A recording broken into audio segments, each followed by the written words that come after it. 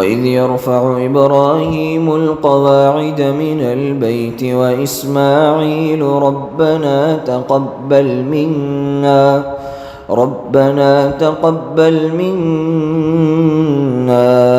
إنك أنت السميع العليم. السلام عليكم ورحمة الله وبركاته. அன்பானவர்களே, ஸ்டுடியோ இஸ்லாம் சேனலில் உங்கள் அனைவரையும் வருக என வரவேற்கின்றேன். ஃபயா அஹ்லன் வ சஹ்லன் வ மர்ஹபா.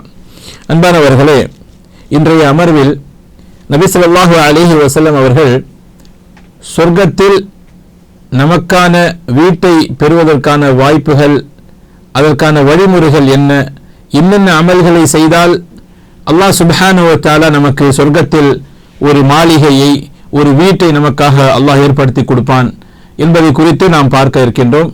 இதற்கு முன்னால் சில அமல்களை குறித்து நாம் பார்த்திருக்கின்றோம். இன்றைய அமர்வில் ஒரு ஹதீஸை நாம் பார்ப்போம். அதில் அல்லாஹ்வின் தூதர் ஸல்லல்லாஹு அலைஹி வஸல்லம் அவர்கள் சொர்க்கத்தில் உயர்ந்த இடத்தில், சொர்க்கத்துடைய உயர்ந்த இடத்தில் ஒரு வீட்டை பெற்றுத் தருவதற்கான உத்தரவாதம் அல்லாஹ்வின் தூதர் அவர்கள் நமக்கு வழங்கியிருக்கின்றார்கள்.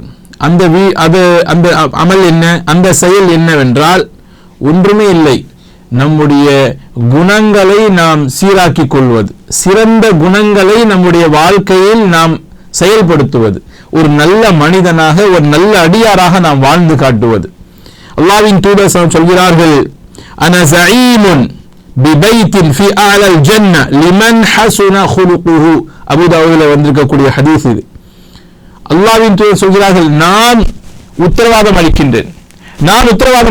இதற்கு சொர்க்கத்தில் உயர்வான அந்த இடத்துல ஒரு சிறந்த ஒரு வீட்டை பெற்று தருவதற்கு, அல்லாஹ்விடம் கேட்டு வாங்கி தருவதற்கு நான் உத்தரவாதம் அளிக்கின்றேன்.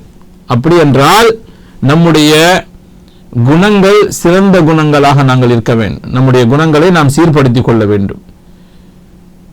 நாம் எவ்வளவு அமல் செய்கின்றோம், நம்ம என்னென்ன நல்ல விஷயங்கள் செய்கிறோம் என்பது முக்கியம் அல்ல. நம்ம எவ்வளவு தொழுகிறோம், எவ்வளவு நோன்பு வைக்கிறோம், எவ்வளவு ஹஜ்ஜு செய்கிறோம், அதெல்லாம் முக்கியம் அல்ல. நம்முடைய குணங்கள் எப்படி இருக்கின்றன, நாம் பிறருடைய மனதை நோகாமல் வாழ்கின்றோமா,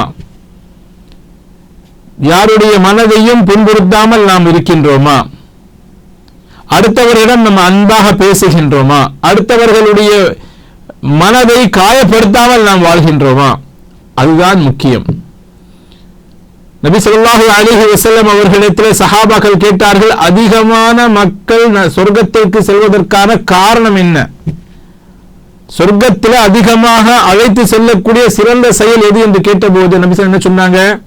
தொழுகைன்னு சொன்னாங்களா, நோன்புன்னு சொன்னாங்களா, இல்ல ஹஜ்ஜுன்னு சொன்னாங்களா? இல்ல,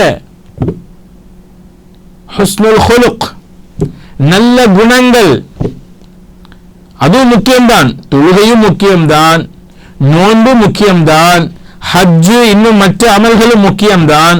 ஆனால் எல்லாவற்றையும் விட நம்மிடத்தில் இருக்க வேண்டிய மிக சிறந்த ஒரு பண்பு என்ன தெரியுமா? அதுதான் அழகிய குணம், நற்குணங்களை நாம் நம்முடைய வாழ்க்கையில நாம் கொண்டு வரணும். ஒரு சஹாபிய பெண்மணியை பற்றி நபி ஸல்லல்லாஹு அலைஹி வஸல்லம் சொல்லப்பட்டது. ஒரு பெண்மணி இருக்காங்க, அவங்கள்ட்ட அதிகமான அமல்கள் கிடையாது, அதாவது அவர்களால் முடிந்த நல்ல அமல்கள் செய்யறாங்க. ஆனால் அவர்கள் இருக்க வேண்டிய மிக சிறந்த விஷயம் தெரியுமா? அவங்க யாரையும் துன்புறுத்த மாட்டாங்க, அவர்கள் யாரையும் துன்புறுத்த மாட்டார்கள். அவருடைய அண்டை வீட்டுக்காரர்கள் மிகவும் சந்தோஷமாக இருக்கிறார்கள். ஹிய ஃபில் ஜன்னah சொன்னாங்க. அப்போ நம்முடைய அமல்கள் குறைவாக, நம்மால் முடிந்த அமல்களை நாம் செய்து கொண்டிருக்கின்றோம், குறைவாக இருக்கின்றன. ஆனால் நம்முடைய நல்ல குணங்களை கொண்டு நாம் என்ன செய்யலாம்?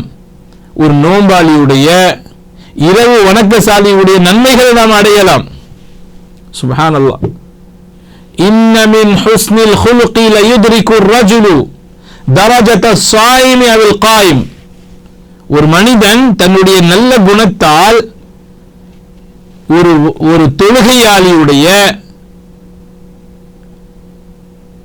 அல்லது ஒரு நோம்பாளியுடைய, இரவு வணக்கசாலியுடைய அந்தஸ்தை அடைய முடியும் என்று சொன்னார்கள் அல்லாஹ்வின் தூதர் ஸல்லல்லாஹு அலைஹி வஸல்லம் அவர்கள். சுப்ஹானல்லாஹ், எவ்வளவு பெரிய விஷயம் இது. இதை பற்றி நாம் யோசிக்கணும். நம்முடைய நாவை நாம் முதலில் அதற்கு கட்டுப்படுத்தி நல்ல விஷயத்திற்காக மட்டுமே பயன்படுத்த நாங்கள் முயற்சிக்கணும். அனைவரிடமும் அன்பாக நடந்து கொள்ள முயற்சிக்கணும். முட்டாள்கள் நம்மிடம் சண்டைக்கு வந்தால் நாம் அந்த நேரத்தில் கண்ணியத்தை காக்கணும். நாமும் அவர்களுடைய நம்ம தரம் கெட்டு அவர்களுக்கு நிகராக இறங்கி போய் நாம் என்ன செய்யக்கூடாது, அவங்கள்ட்ட போய் சண்டை போடக்கூடாது. பெருந்தன்மையோடு நாம் என்ன செய்யணும், அவர்களை விட்டு கடந்து சென்று விட வேண்டும். நபி ஸல்லல்லாஹு அலைஹி வஸல்லம் அவர்களை அந்த மக்கத்து காஃபிர்கள் சாஹிர், ஷாயிர், காஹின், மஜ்னூன் போன்ற பட்டங்கள் எல்லாம் கொடுத்தாங்க. அல்லாஹ்வின் தூதர் அவர்கள் என்றைக்காவது ஒரு நாள் ஏதாவது ஒரு ஹதீஸை நீங்க காட்ட முடியுமா, நான் சாஹிர் கிடையாது, நான் சூனியக்காரன் கிடையாது, நான் பைத்தியக்காரன் கிடையாது, நான் ஜோசியக்காரன் கிடையாது, நான் கவிஞன் கிடையாது என்று என்னைக்காவது ஒரு நாள் நபி ஸல்லல்லாஹு அலைஹி வஸல்லம் அவர்கள் தன் சார்பாக விளக்கம் கொடுத்திருக்காங்களா? இல்ல. டிஃபென்ஸ் பண்ணிருக்காங்களா? இல்ல. யார் டிஃபென்ஸ் பண்ணிருக்கான்? அல்லாஹ் டிஃபென்ஸ் பண்ணிருக்கான். அல்லாஹ் சுப்ஹானஹு வ தஆலா நபி ஸல்லல்லாஹு அலைஹி வஸல்லுக்கு ஆதரவாக குர்ஆனிலே பல வசனங்களை இறக்கி வைத்திருக்கின்றான். அவர் ஷாயிர் கிடையாது, அவர் மஜ்னூன் கிடையாது, அவர் சாஹிர் கிடையாது என்று அல்லாஹ் நபி ஸல்லல்லாஹு அலைஹி அவர்கள் சார்பாக மறுப்பு தெரிவித்திருக்கின்றான். ஏன்? இன்னல்லாஹ யுதாஃபிஉ அனில்லதீன ஆமனு. எப்போதும் மூமின்களுக்கு ஆதரவாக அல்லாஹ் சுப்ஹானஹு வ தஆலா செயல்படுகின்றான். அவர்கள் மீது வைக்கப்படக்கூடிய குற்றச்சாட்டுகளுக்கு அல்லாஹ் சுப்ஹானஹு வ தஆலா மறுப்பு தெரிவிக்கின்றான். அதனால என்னை இப்படி சொல்லிட்டாங்க, என்னை அப்படி சொல்லிட்டாங்க, என்னை ஏமாற்றுக்காரன் சொல்லிட்டாங்க, என்னை பச்சோந்தின்னு சொல்லிட்டாங்க, எது வேணா சொல்லிட்டு போட்டும். உங்களுடைய எண்ணத்தை, உங்களுடைய மனதில் உள்ள அந்த எண்ணங்களை அறியக்கூடிய ரப்புல் ஆலமீன். நீங்க நல்லவரா கெட்டவரா என்பதை அல்லாஹ்வுக்கு தெரிந்தால் போதுமானது. நீங்கள் புலம்ப வேண்டிய அவசியம் இல்லை.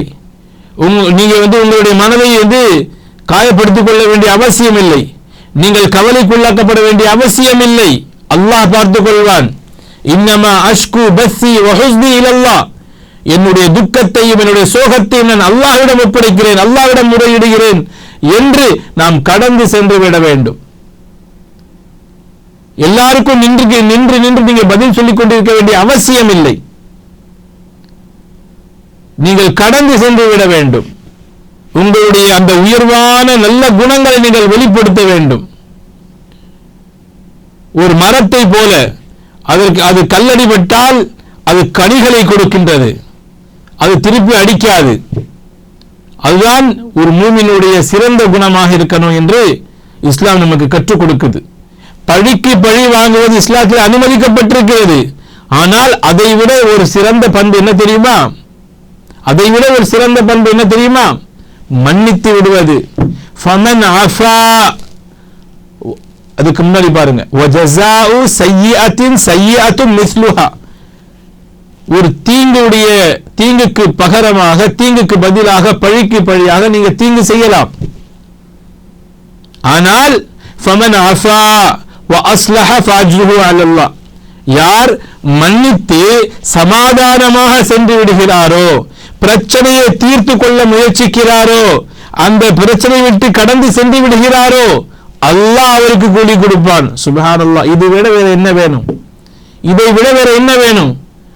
இன்னைக்கு வரிஞ்சு கட்டி நிக்கிறாங்க. என்ன இப்படி சொல்லிட்டான், அவனை நான் உண்டு இல்லைன்னு ஆக்கிடுவேன் அப்படின்னு சொல்லிட்டு. தேவையில்லை, அல்லாஹ்விடம் முறையிடுங்க. அப்போ உங்களுடைய நல்ல குணங்கள், நீங்க நல்ல நிலையில் இருக்கும்போது உங்களுடைய நல்ல குணங்கள் வெளிப்படுவது முக்கியம் அல்ல. நீங்க கஷ்டத்தில் இருக்கும்போது உங்களுடைய குணங்கள் உயர்வான குணங்களாக இருக்கணும். தங்கம் என்பது அது சொக்க தங்கமாக எப்போ தெரியும்? அது நெருப்புல போட்டு காய்ச்சி எடுக்கும் போதுதான், அது உருக்கி எடுக்கும் போதுதான் அது சொக்க தங்கமாக அது தன்னுடைய உண்மையான உருவத்தை வெளிப்படுத்துது. அப்படிதான் நாம் பல சவால்களை எதிர்கொள்ளும் போது, பல பிரச்சனைகளை எதிர்கொள்ளும் போது, அந்த நேரத்தில் நம்முடைய உயர்வான குணங்களை நாம் வெளிப்படுத்தினால் அல்லாஹ் நமக்கு என்ன கூலி கொடுப்பான்? சொர்க்கத்தில் ஒரு வீட்டை பெற்று தருவதற்கு நபி அவர்கள் உத்தரவாதம் கொடுக்கிறாங்க. அல்லாஹ்வின் தூதர் ஸல்லல்லாஹு அலைஹி இடத்துல நாங்கள் கேட்டு வாங்கிக்கலாம். சுப்ஹானல்லாஹ், இவ்வளவு பெரிய ஒரு நல்ல விஷயம். நம்முடைய குணங்களை நாம் சரி செய்து கொள்ள வேண்டும். அல்லாஹ் சுப்ஹானஹு வ தஆலா மிக அழகா சொல்கின்றான், இத்ஃபா பில் ஹஸனத்தி ஸய்யிஅ. உங்களுக்கு ஒருவர் ஒரு கெடுதி செய்தால், ஒரு தீங்கு செய்தால், நீங்க அவனுக்கு நன்மை செய்து விடுங்கள். ஏன்? லா தஸ்தவில் ஹஸனத்து வல ஸய்யிஅ. நன்மையும் தீமையும் சரி சமமாக ஆக முடியாது. நன்மையும் தீமையும் சமமாக ஆகவே முடியாது. இத்ஃபா பில் ஹஸனத்தி ஸய்யிஅ, இத்ஃபா பில்லதி ஹிய அஹ்ஸனு ஸய்யிஅ. நீங்கள் உங்களுடைய எதிரி உங்களுக்கு தீங்கு செய்யும் போது நீங்க அவனுக்கு நன்மை செய்தால் என்ன ஆகும்? உங்களுடைய பரம எதிரி கூட உங்களுடைய நண்பனாகி விடுவார். فَإِذَا الَّذِي بَيْنَكَ وَبَيْنَهُ عَدَاوَةٌ كَأَنَّهُ وَلِيٌّ حَمِيمٌ. அல்லாஹ்வின் தூதர் ஸல்லல்லாஹு அலைஹி வஸல்லம் உடைய பல பரம எதிரிகள் இருந்தார்கள். ஆனால் நபி ஸல்லல்லாஹு அவர்கள் அவர்களிடம் பழி வாங்கவில்லை. தங்களுடைய நல்ல குணத்தை கொண்டு அவர்களை கவர்ந்தார்கள். அவர்கள் உற்ற நண்பர்களாக, உயிரை கொடுக்கும் நண்பர்களாக அவர்கள் ஆகிவிட்டார்கள். சுப்ஹானல்லாஹ். அப்படியானால் இன்றைக்கு முஸ்லிம்களிடத்தில் இருக்க வேண்டிய மிக முக்கியமான ஒரு பண்பு இது. இன்றைக்கு இஸ்லாத்தின் மீது பலவிதமான குற்றச்சாட்டுகள், பலவிதமான சவால்கள் வந்து கொண்டிருக்கின்றன. இந்த நேரத்தில் நம்முடைய நல்ல குணத்தை கொண்டு நாம் இஸ்லாத்தின் ஒரு முன்மாதிரிகளாக நாம் செயல்படுத்தி காட்ட வேண்டும் இன்ஷா அல்லாஹ். அத்தகைய நல்ல தௌஃபீகை அல்லாஹ் சுப்ஹானஹு வ தஆலா உங்களுக்கும் எனக்கும் தந்தல் புரிவானாக. ஆமீன். வாஹிரு தஅவானா அல்ஹம்துலில்லாஹி ரப்பில் ஆலமீன். வஸ்ஸலாமு அலைக்கும் வரஹ்மத்துல்லாஹி வபரகாத்துஹு.